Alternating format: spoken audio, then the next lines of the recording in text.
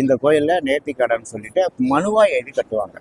அந்த ஒவ்வொரு மனுவிலையும் அவங்களுடைய கோரிக்கைகள், கல்யாணம் ஆகி 7 வருஷம் 8 வருஷம் குழந்தை பாக்கி இல்லாமல் இருக்கிறவங்களும் எழுதி கட்டுவாங்க. குழந்தை பிறந்துட்டா நாங்கள் குழந்தை மாதிரி செலவாக்கி வைக்கிறேன் அப்படின்னு சொல்லி வேண்டிக்குவாங்க. கண்டிப்பாக அவங்களுக்கு 1 வருஷத்துக்குள்ள குழந்தையும் பிறந்துடும். அப்போ குழந்தை செலவு வச்சிருவாங்க. அதே போல் திருமணம் ஆகாதவங்க இருக்காங்க. திருமணம் ஆகாதவங்களும் வந்து வேண்டிக்குவாங்க. கனவு, அதாவது ஆண் மணமகன் மணமகன் 2 பேருக்கும் வந்து எழுதி கட்டுவாங்க. அவங்களும் கல்யாணம் நடக்குது.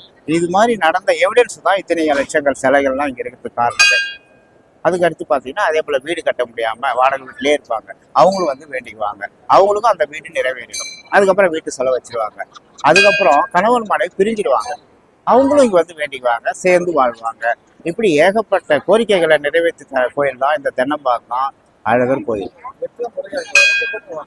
இந்த சீட்டு வாங்கி எழுதி கட்டிட்டு 3 முறை வாங்கணும். ஒவ்வொரு திங்கக்கிழமையும் 3 திங்கக்கிழமை வருவாங்க. 3 திங்கக்கிழமை வந்து வேண்டின்னு போனாங்கன்னா நிறைவேறும்.